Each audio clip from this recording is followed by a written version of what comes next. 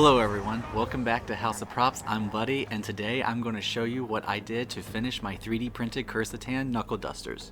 After getting a glimpse of these in episode 3, I knew that this was something that I wanted to try to make a 3D model of, so I was super thrilled when I got to see them again in episode 4.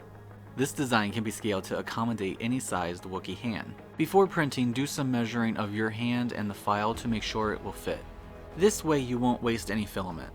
For all my 3D prints, I begin sanding with a 120 grit sandpaper, then switch to a 180 grit, and finish with a 400 grit.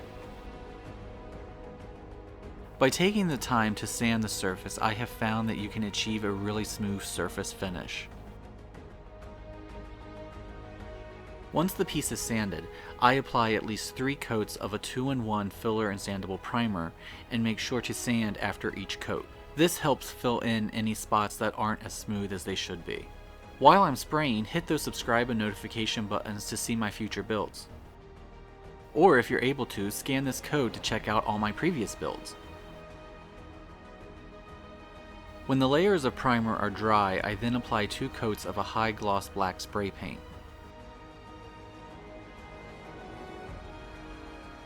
To give the Knuckledusters their gold bronze finish, I'm using this gold premium wax metallic finish. To make the gold more bronze, I'm adding some raw umber acrylic paint.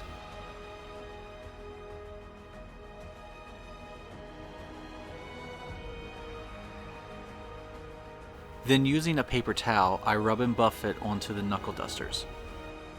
You can build up the covering by adding more layers. The wax will dry fairly quickly, so you won't need to wait too long between layers. To bronze up the surface even more, I'm using the raw umber acrylic as a dry brush technique over the surface.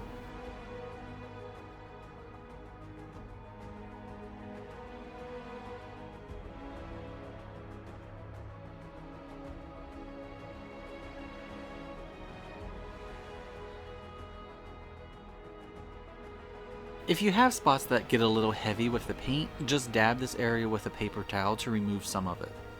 You can always come back in with the gold wax if you need to.